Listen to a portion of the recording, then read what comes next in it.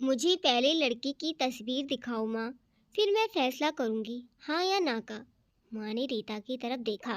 अच्छा, तुम्हारे लिए क्या कोई अच्छा लड़का नहीं देखेंगे? रीता ने गुस्से में बोली। माँ, बस लड़का देखना है मुझे। उसकी तस्वीर मंगवाएं या लड़की को यहीं बुला लो। माँ ने डांटा। पागल, शर्म नहीं आती? चल दफा हो जा अपने कमरे में। बाबा भी आ गए।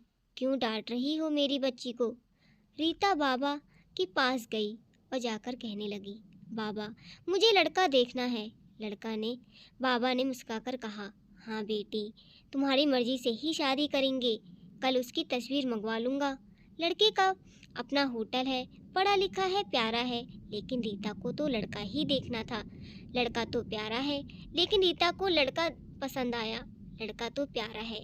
रीता ने हाँ कर दी। 10 दिनों में रीता की शादी हो गई। रीता का हमसफर सुनील अरेंज मैरिज थी। ना कभी मुलाकात हुई, ना कोई बात। कभी एक दूसरे से मिले भी नहीं। ऐसे एक ऐसा पवित्र रिश्ता है, दो अजनबी एक जान हो जाते हैं। जो कभी जिंदगी में मिले भी ना हो, वो दो पल भर में एक दूसरे की जान बन जाते हैं। पहली रात थी। सुनील कमरे में आया। हाथ में आइसक्रीम पकड़ी हुई रीता नजरें झुकाए बैठी थी। आइसक्रीम तो रीता की फेवरेट थी। सुनील को नमस्ते की। सुनील पास में बैठ गया। सुनील थोड़ा शर्माता भी था। आइसक्रीम खाते हुए बोला, जितने पैसे शादी में खर्च किए, इतने की काश मैं आइसक्रीम खा लेता। रीता का घूंघट उठाकर बोला, आप खाओगी? पहले तो रीता ने शर्माते हुए मना कर दिया। फिर सुनील ने प्यार से कहा, खाली प्यार बढ़ेगा। रीता आइसक्रीम दी और खुद भी खाने लगा। रीता सारी आइसक्रीम खा गई। सुनील ने जब पूछा, आइसक्रीम पूरी खत्म कर दी? रीता मुस्कुराने लगी, वो तो मैं खा गई। सुनील भी मुस्कुराने लगा। बहुत कंजूस हो आप, पहले कहती नहीं खाती और अब देखो सारी आइसक्रीम खा गई। ये आइसक्रीम 50-50 की थी। रीता सुनील को अब पहली ही रात में इतना तो समझ गई थी कि सुनील दिल का बहुत अच्छा लड़का है। रात भर प्यार भरी मोहब्बतें बातें होती रहीं। जिंदगी मंजिल पर मुड़ गई। वक्त गुजरने लगा। रीता भाई की शादी थी। रीता 4 महीने की प्रेग्नेंट थी। रीता ने सुनील से कहा, मुझे भाई की शादी में जाना है। सुनील सुनीला ने रीता के पास बैठकर बोला, रीता, डॉक्टर ने आपको लंबी यात्रा करने से मना किया है, इसीलिए मैं कोई रिस्क नहीं लेना चाहता। मैं इजाज़त नहीं दे सकता शादी में जाने की। रीता को बहुत गुस्सा आया। सुनील, पागल हो गए हो क्या? मेरे भाई की शादी है और आप कह रहे हो कि नहीं जाना? आप मुझे कार में बिठाकर आराम से छोड़ कर आ जाएं। बस। सुनील ने रीता को हाथ पकड़ा। मोहब्बत से फिर समझाने लगा, रीता, क्यों बेकार की जिद करती हो? डॉक्टर ने रात यात्रा से मना किया है तो मैं नहीं जाने दे सकता तुमको। तुम लापरवाह हो जाती हो और तुमको किसी के भरोसे नहीं छोड़ सकता। इतना कहकर सुनील कमरे से बाहर चला गया। रीता रोने लगी। रीता ने अपनी माँ को फ़ोन किया। सुनील मना कर रहा है शादी आने आने के लिए। माँ ने समझाया, बेटा, अगर वो कह रहा है तो मत आओ। लेकिन रीता की भाभी और भाई जिद करने लगे। क्यों नहीं आने दे रहा है सुनील हमारी बहन को? वो रात को आए। सुनील भी घर पर था। कहने लगे, मेहंदी है, 3 ही दिन बाद अमृता को लेने आए हैं। सुनील ने रीता की तरफ देखा। रीता, मैंने कहा था तुमसे। रीता की नज़रें झुका ली, कमरे में चली गई। उठकर सुनील को गुस्सा तो बहुत था, लेकिन ये सब्र कर लिया। 1000 रुपया जेब से निकाले, रीता को दिए और कुछ पैसे रख लो, बाकी और चाहिए तो ले जाना, मैं जाऊंगा कल। रीता बहुत खुश थी। सुनील ने अपने सीने से लगा कर रीता को अपना ख्याल रखना और रीता शादी में चली गई। मेहंदी की रात रीता की बुआ की लड़की भी आई हुई थी। डांस भी किया, काफ़ी एंजॉय किया। रात पहले वाले दिन जब भाई की बारात लड़की वालों के घर पहुंची तो बारिश हो रही थी। गले में काफ़ी कीचड़ थी। रीता का पाँव फिसल गया। गिरते ही उसके पेट में दर्द होने लगा। रीता ज़ोर ज़ोर से रोने लगी। जल्दी से रीता को अस्पताल में ले गए। रीता दर्द से चिल्ला रही थी। सुनील को कॉल किया, रीता के बारे में बताया गया। सुनील घबरा गया। वो जल्दी से अस्पताल पहुंचा। डॉक्टर ने रीता को इमरजेंसी वार्ड में ले गए थे। सुनील बहुत परेशान था। दिल की धड़कनें बेकाबू थीं। जुबान पर सिर्फ ईश्वर का जाप था। बाकी सब लोग शादी एंजॉय में मगन थे, लेकिन यहाँ सुनील परेशान खड़ा था। कुछ देर बाद डॉक्टर ने कमरे से बाहर आए। उन्होंने सॉरी कहते हुए बताया कि बच्चा मर चुका है। सुनील बेजान सा होकर कुर्सी पर बैठ गया। भगवान से हिम्मत मांग कर जल्दी से बाड़ में गया। रीता रो रही थी। सुनील को देखकर मुंह मोड़ लिया। सुनील पास में बैठ गया, सर पर हाथ फेरने लगा। अच्छा चल चुप कर मेरी सोनी, रोना बंद कर, बस ऊपर वाले की मर्जी थी। रीता फूट फूट कर रोने लगी। सुनील मुझे माफ़ कर दे, मुझसे गलती हो गई। सुनील ने आंसुओं से भीगी हुई पलकों को चूम लिया। अरे बस मेरी जान, रोते नहीं हैं, बस ऊपर वाले की मर्जी थी, तू चुप हो जा। रीता खुद को गुनहगार समझ रही थी। बच्चे और अपने बच्चे सुनील को समझाने लगा। रीता का सर अपनी गोद में रख लिया और चुप हो जा मेरी सोनी, सोनी रो मत, अब देख मैं तेरे पास हूँ। रीता को लेकर घर चला गया। शादी खत्म हुई, सब घर आ गए। रीता का हाल पूछने रीता का खुद पर इल्ज़ाम दे रही थी।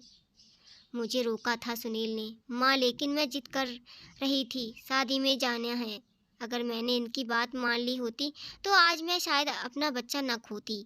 सुनील समझ रहा था रीता कि दिल में खुद को कसूरवार ठहरा रही है, इसीलिए सुनील प्यार से समझाता रहा रीता को। अरे पागल, खुद को परेशान न कर, ऊपर वाले की मर्जी थी ना, ऊपर वाले ने जहाँ तो हमें फिर से औलाद जरूर देगा। रीता सुनील की आंखों में देख रही थी। सुनील आप इतने अच्छे हैं, मुझे डांटा नहीं, आपने कुछ कहा नहीं। सुनील ने लंबी सांस ली और मुस्कुराकर बोला, जब तुमने मेरी बात मानी ही नहीं थी तो रीता अब कुछ कहने का फायदा क्या। रीता समझ रही थी कि सुनील खामोश गुस्सा। साल बाद फिर ऊपर वाले ने उनको बेटा दे दिया। सब बहुत खुश थे। सुनील बाहों में उठाकर झूमने लगा अपने बेटे को। रीता बेड पर लेटी सुनील की आंखों में बेटे की मोहब्बत निकलते आंसू देख रही थी। जिंदगी में अच्छे दिन आते हैं, लेकिन अक्लमंद वही होता है जो खुद को हालात पे ढाल लेता है। सुनील के दो भाई जो सुनील से अमीर थे, उन दोनों भाइयों का अपना अच्छा खासा बिजनेस था, लेकिन सुनील का छोटा सा होटल था जिसमें बस गुजारा हो रहा था।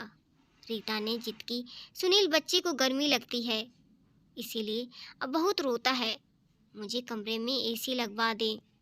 सुनील ने सिर पर हाथ रखा। अरे रीता, पागल हो गई हो क्या, मेरे पास इतने पैसे नहीं है एसी के लिए। रीता ने जिद की, मुझे चाहिए बस। मेरे कमरे में सुनील अपने बेटे को सीने पे लेटाकर खेल रहा था। इसके साथ रीता बस एसी लगवाने की जिद किए बैठी थी। सुनील ने रीता का हाथ पकड़ा, अपने करीबी किया। रीता पता नहीं क्यों इतनी जिद्दी हो तुम, लगवा दूंगा एसी, ले सो गया मेरा बेटा राजकुमार, इसको लिटा दो। 2 साल के बाद फिर ऊपर वाले ने एक बेटी भी दे दी। वे दोनों बहुत खुश थे। हर अच्छी बुरी ख्वाहिश पूरी करता था सुनील, लेकिन फिर भी छोटी छोटी बातों पर उनमें झगड़ा रहता था। बेटा 4 साल का हो गया था, बेटी छोटी थी। सुनील का होटल का काम अच्छा नहीं चल रहा था। सुनील कुछ परेशान था। घर आया, देखा तो बेटा उसका लैपटॉप तोड़ दिया। प्रीति मोबाइल पर लगी हुई थी। सुनील ने देखा लैपटॉप टूटा हुआ पड़ा है। सुनील चिल्लाकर बोला, रीता ये क्या है। रीता ने देखा, ये आपके लाड़ने ने तोड़ा है। सुनील ने गुस्से में पहले ही था रीता को गाली देकर बोला, तुम्हारा दिमाग खराब काम नहीं करता, इसमें मेरा सारा डेटा था, तुम पागल हो क्या, जाओ खाना लेकर जाओ, उठ जाओ। रीता गुस्से में बोली, सुनील मैं नौकरानी नहीं हूँ, सारा दिन बच्चों को संभालूं और फिर तुम्हें मुझे गाली देते हो। सारा दिन इतना काम करो और कदर इतनी सी गाली दे रहे हो। रीता खाना लेकर आई, बैंगन बने हुए थे। सुनील ने बैंगन देखे चिल्लाकर बोला, तुम्हारा दिमाग खराब है, तुमको कितनी बार समझाया मैं बैंगन नहीं खाता। सुनील ने खाना उठाकर फेंक दिया, उठकर बाहर चला गया। इतने में बेटे ने कांच का गिलास तोड़ दिया, जो हाथ में लग गया। काफी खून बहने लगा। हाथ से रीता ने बेटे को 1-2 थप्पड़ लगा दिए। बहुत तंग आ गई हूँ मैं तुम बाप बेटे से। उठकर कमरे में ले गई। रो रही थी, साथ ही उसे बोल रही थी, 5 साल हो गए इस इंसान के साथ बड़ी कदर ही नहीं है।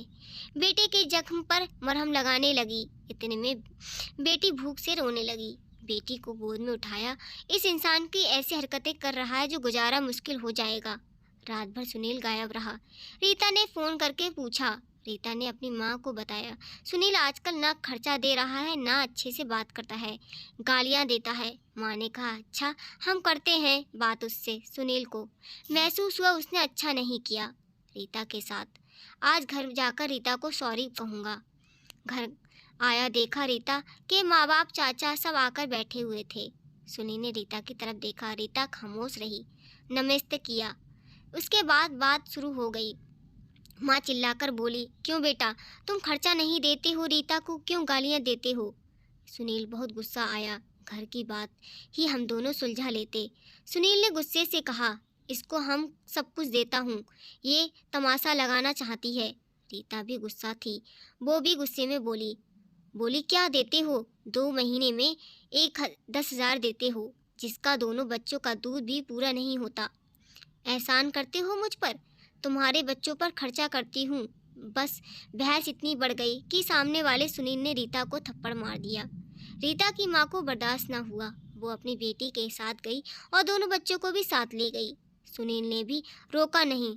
उन्हें रीता नाराज होकर चली गई।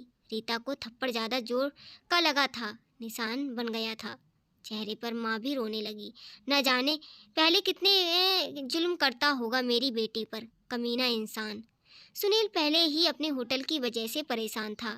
काम ना होने की वजह से अब भी परेशानी बन गई थी।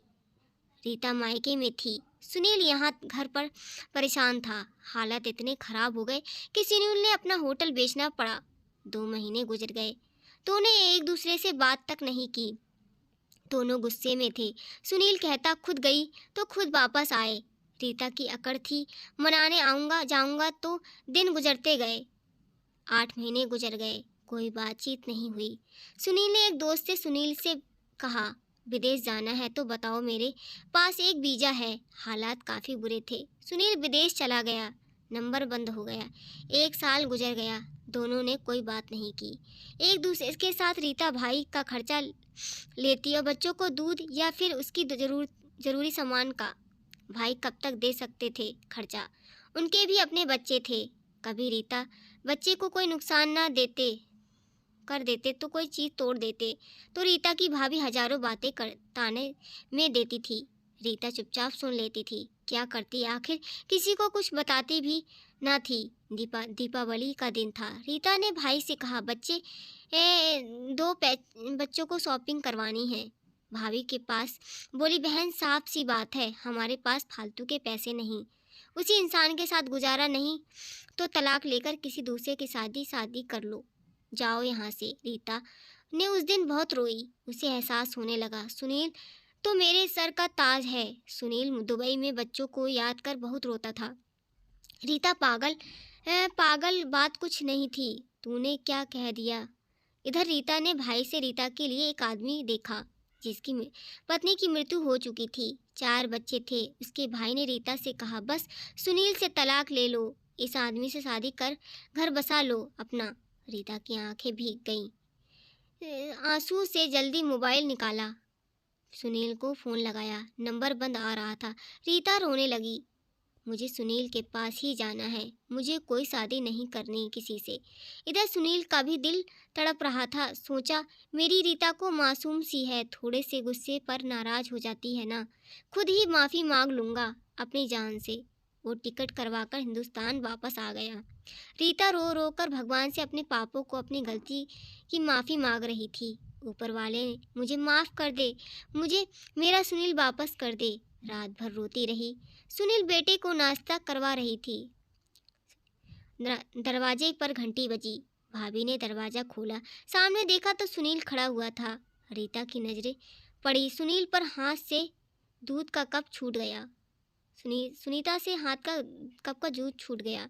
नंगे पाँव दौड़ते हुए जाकर सुनीता ने सीने से लगा जाकर बोली, चीख कर रोने लगी, सुनील, बहुत प्यार करती हूँ तुमसे। सुनील के पाँव पकड़ के माफ़ी मांग ली।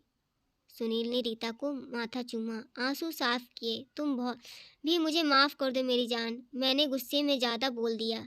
बच्चों को सीने से लगाया। सुनील प्यार करने लगा। रीता के भाई भाभी की आंखों में आंखें डालकर गप से बोली, मेरा परमेश्वर, मेरा हमसफ़र है मेरे पास। आप लोगों को बहुत बहुत धन्यवाद। वो सुनील के साथ घर वापस आ गई। दोनों खुशी खुशी बातें भूलकर जीने लगे। लेकिन इस समाज में इतना बता गए कि जज्बात में जुदा हो जाना बहुत आसान है, लेकिन जुदा होकर जीना बहुत मुश्किल। जो धर्म हम सफ़र महसूस कर सकता है, वो कोई और नहीं समझ सकता। गलत फैसला लेकर ज़िंदगी बर्बाद ना करें। ये सब वक्त के साथ बदल जाता है।